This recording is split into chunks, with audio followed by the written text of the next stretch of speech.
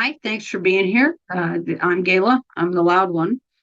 This is a thing that like I just said, I chased down Anne-Marie to do this after I saw her on stage. First, some of you aren't very familiar with our safe space and what we are and who we are. I started it about a year and a half ago. I created it as a result of a dream that I had. I've been involved with nonprofits for a very, very long time and decided just to start one. And so that we could support the people that needed support. And my mission is to provide free workshops and classes to anybody, whatever they want to learn. The one somebody said last week or 2 weeks ago, they wanted to learn Chat GPT. So we've got that lined up. We're going to do whatever anybody wants to learn. That's the whole point of what we're here for. And so thank you for that.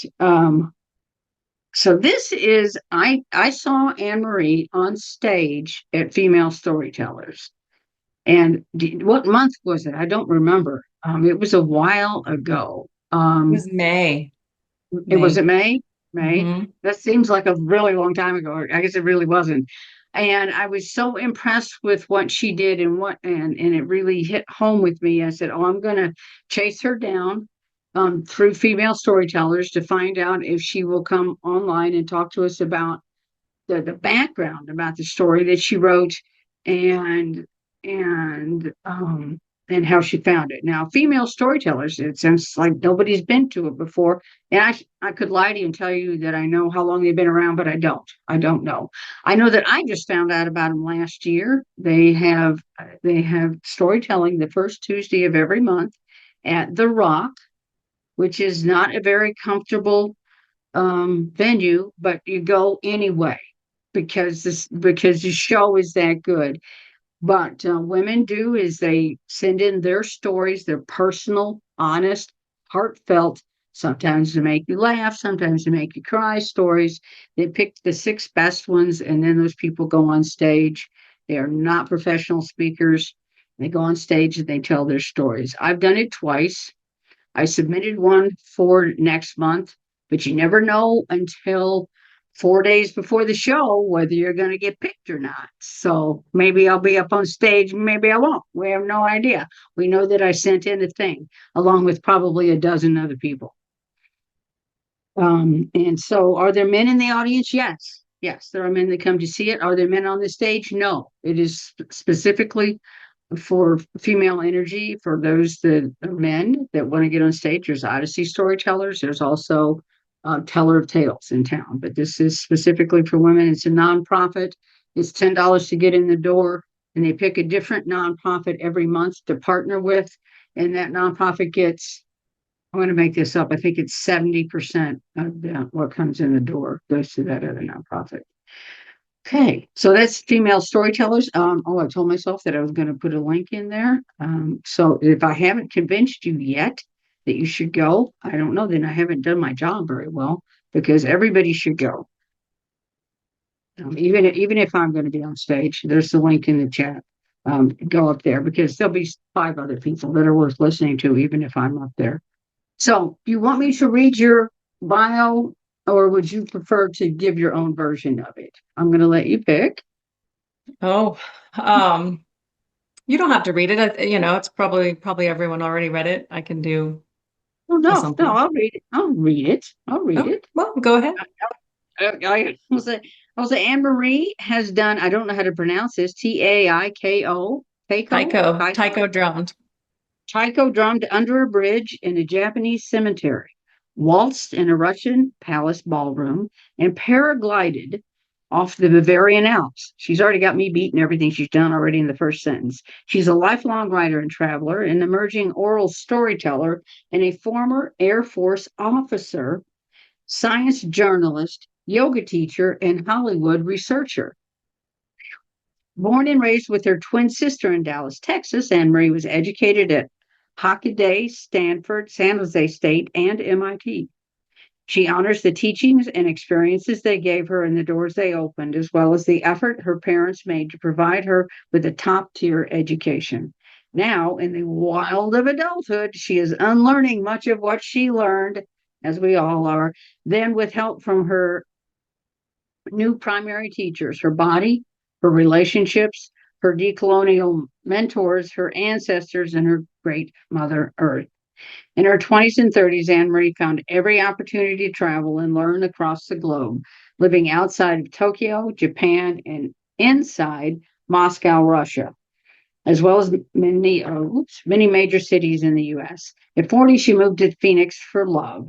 She and her partner recently made their escape from the heat of the big city and now live in northern New Mexico, where they're enjoying slowing down, connecting with the land and creatures, including the huge willow trees in their yard, which are a morning roost for vultures sunning their wings and making new friends while keeping the old.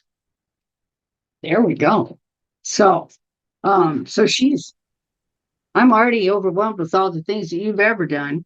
So, so with that, I will highlight you, let you get in the middle and tell us a little bit maybe about your story before you go into the story that I heard that impressed me so much. Sure. Um, and again, thank you, Gayla, for inviting me. Thank you for reading that bio. I wrote it so long ago, I forgot some of the things that were in it. Thanks. Yeah, it's been quite a ride, and the learning to slow down has been one of the key things that I've learned. So I feel like that's where a lot of my healing has come from. So this story that I'm going to tell is from my time in Iraq when I was in the Air Force. So it was many years ago, and just yeah, it was sort of an evolution. There were some miracles, there's some love and loss and healing and most of all dance and feeling. I strongly believe that feeling leads to healing, and one of the ways that I have learned to feel my emotions is through movement. So I did a yoga teacher training where it was an intensive, so it was like a month long in July in Sedona. It was very hot, and we were moving every day, and I started moving emotions through my body, and a whole lot of really cool things happened from that.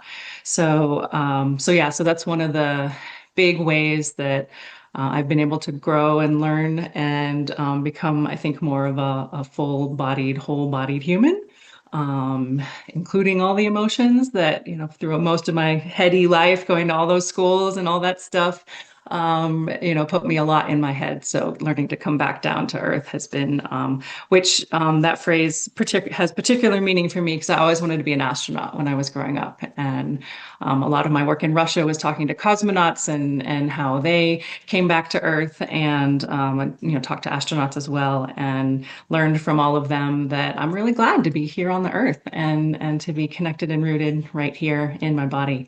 That's not exactly what this story is about, as it turns out, but that's what felt like it wanted to come through. So, and I do just a little background. The theme in May when I told this story was surprise. So each month there's a theme that people write on, and so you'll hear elements of surprise woven throughout the story because that was sort of the theme. So that's sort of what it's based around. But the story for me is sort of an evergreen, always one of the one of the big ones of my life. So I'm happy to share it here and really grateful for the opportunity. Should I just go ahead then? All right. Move this Let's do this thing. All right, here we go. Okay, move this window over here. Okay, so 18 years ago, an Air Force sergeant died somewhere in Iraq. I never met him, but his death changed my life. I want to preface this story by saying that I'm talking about just a few ripples of impact from the death of one person. While around the world, millions are killed without a ceremony and without public acknowledgement, often without being counted in any official number or buried whole in their own grave. As I share, I invite you to remember that every body ravaged for profit, killed by war or genocide, by forced enslavement or mass incarceration, by forced displacement and colonization, by willful water, land, and air poisoning, had a life. Every body had a story and someone who loved them. In December of 2006, the person who loved a body was Airman Katie. She was early 20s at most, younger than I was, but not by much. She was in the Air Force, like me, and we worked together on deployment in Iraq on a counter IED task force. I was an officer and she was enlisted. I was on my way out, tour almost finished, and she'd come in a scant 2 or 3 months earlier with friends she'd trained with before arriving in Iraq. So we didn't mingle or shoot the shit much. We just did the job. I didn't actually know where she'd come from or what her life had been before we met here. I didn't know she had a lover. Didn't know they'd met in training or that he was part of their contingent who'd been assigned to the field while she'd been assigned to the office. I didn't know anything about it all, any of it, until we got the announcement that his Humvee hit an IED, that he was thrown from the vehicle, that he died en route back to base. Surprise.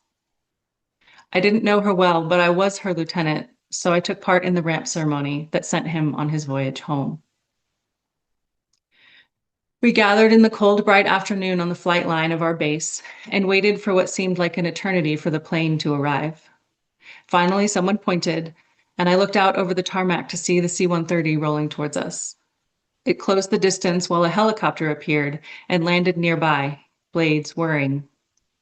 The ceremonial guard moved towards the helo, and I understood then that that's where the coffin was waiting. The C-130 rocked to a halt, and the pilot cut the engines. It took several minutes for the rumble and whine to die down. The ramp started its descent. A C-130 is a sturdy cargo plane, the workhorse of the Air Force. It's the first into any disaster because it can land without a runway. I'd arrived in Iraq on a C-130 full of gear and soldiers, and I flew out that way too. C-130s go almost everywhere and carry almost everything. But when this one lowered its ramp, inside the cargo hold was empty. Today, for this ceremony, this C-130 would carry only one thing. We formed up into 2 lines, officers at the front, airmen at the back. We marched to the bottom of the ramp. We stopped. We turned in our 2 lines to face each other, like we were facing off on a scrimmage line, forming the corridor through which the honor guard would carry the coffin to the plane. The order was given and we saluted, slowly, ceremonial speed, to honor the dead, while the coffin started down the line. Military rituals and ceremonies were one of my favorite parts about the Air Force. They also tended to make me cry. This time I distracted myself by noticing the Australian across from me saluting differently, palm open and out, which is because they'd lost wars and we hadn't. But of course we hadn't, because we hadn't actually declared war for any of the ones we lost, and who really wins in war anyway? That's me now saying that, not me then. Me then was thinking, hey, it's cool. I've seen people from so many different militaries here. I've seen Germans and Italians. And me now interrupts and says, and we were enemies in World War II, but now we're all working together to dominate the rest of the world. And there's a lesson in there somewhere. Me now and me then are pissed that they wouldn't show ceremonies like these back home. They banned showing coffins coming home on TV because people might start to ask, what are we doing here again? Because people might start to remember that every body had a life. Remembering that is bad for business. Please remember. Me then had a lot to figure out still, and me then was trying not to cry. Now the coffin was coming into view, and I stood up straighter and bored holes into the lapel ranks of the Australian so I wouldn't think about the body in that coffin, so I wouldn't think about the woman who loved him. Finally, the guard passed by and made their way slowly up the ramp. Someone gave the command and we slowly lowered our salutes. Then we turned and marched slowly up into the belly of the aircraft. There the formation broke. Everyone just gaggled around the coffin. It was dark, and the chaplain's words echoed in the now almost empty cavern. I don't remember what he said. Then it was over. I left the grieving airmen and her friends who'd known the sergeant to say their goodbyes in private.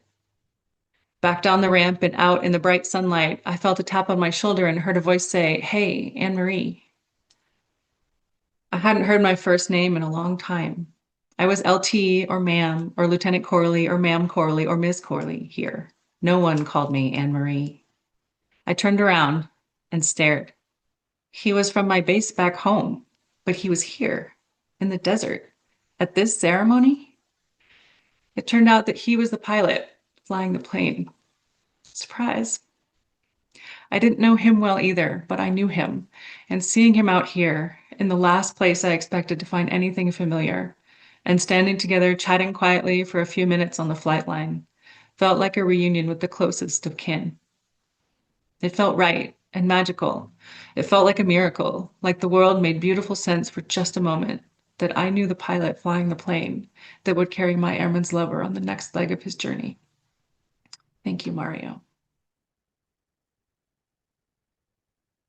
As we made our way back toward the vans, I saw Airman Katie leaning on her friend's shoulder, fully sobbing and stumbling as they walked. I ached to ease her suffering. I didn't know how, but she had her friend's she had her friend's shoulder. That was good. A few days later, some higher-ups gathered our team in a conference room and explained the difference between two types of issues: combat stress and mental health. Having normal reactions to abnormal situations is combat stress, while having abnormal reactions to normal situations is considered a mental health concern. The implication, crazy as it seems, was that Airman Katie's visibly emotional reaction to the sergeant's death, a normal thing in war, was actually abnormal, qualifying it as a mental health issue, not as combat stress. I knew from having said goodbye to a handful of close comrades who didn't even die, they just went home at the end of their tours, that it leaves an emotional mark. After working together 12 to 18 hours a day, 7 days a week, sometimes 36 hours straight, under enormous pressure with lives on the line, even just for a few months, you get close to people. I got close to people, and when they left, it broke my heart. Death of a lover is beyond next level. But this is war, boys and girls, not Camp Care Bear. Get your shit together and get back to work. That was the message. No space for compassion. No space for humanity. Despite the catch-22 level insanity of it, I've always appreciated having heard the distinction they made between combat stress and mental health. It makes me see the world differently. And in fact, I think this whole mental health crisis we have today is actually something more like colonial capitalist patriarchy stress. The equivalent of combat stress, a normal reaction to the abnormal situation of living in a spiritually disconnected, individualistic environment fueled by fear and greed rather than collective care and earth-based wisdom. I digress. In the conference room, the people giving the briefing asked for everyone's input.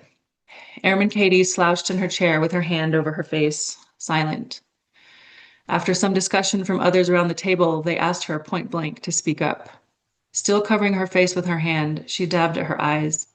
Then she spat out with an intensity that startled me. I don't want to talk about this. I don't want to be here. I don't want to be doing this with any of you. And she cried furious tears.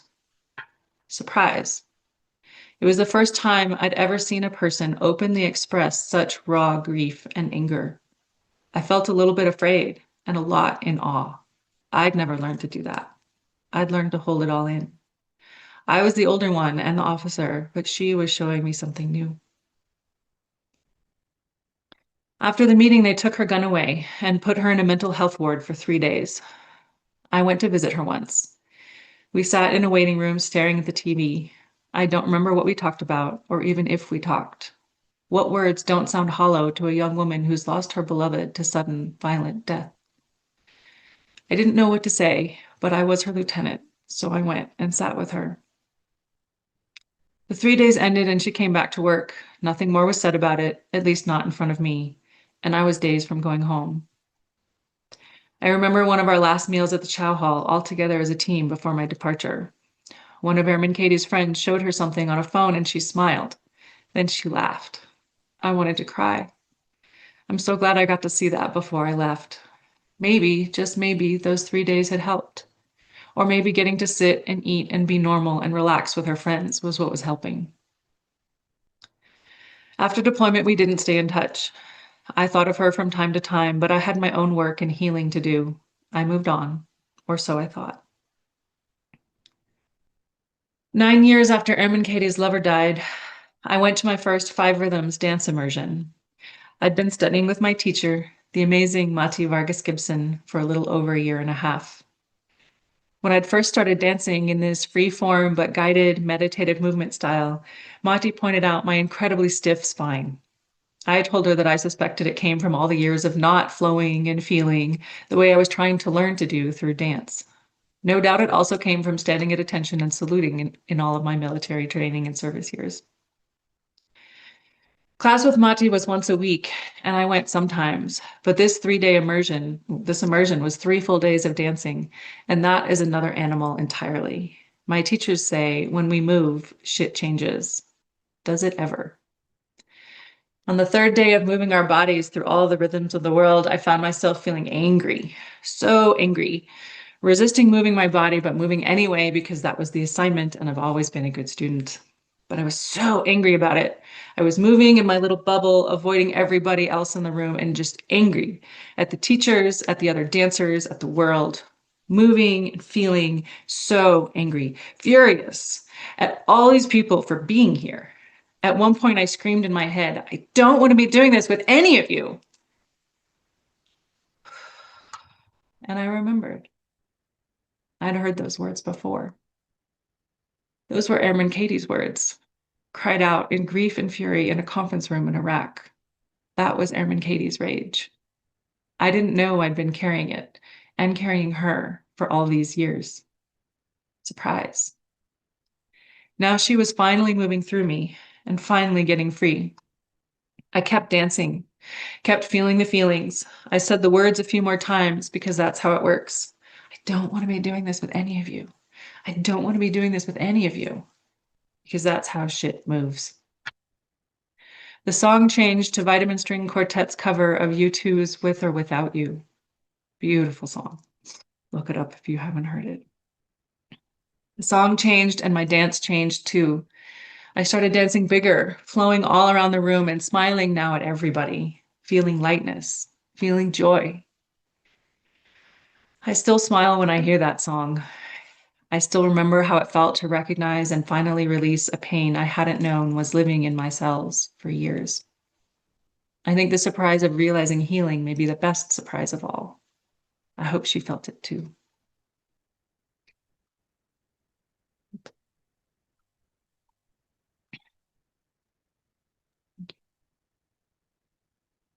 Thank That you. was amazing. Um, I don't even know what to say. I'm sure everybody has the same reaction as me. It's like I don't have any words to say back to that. I have questions.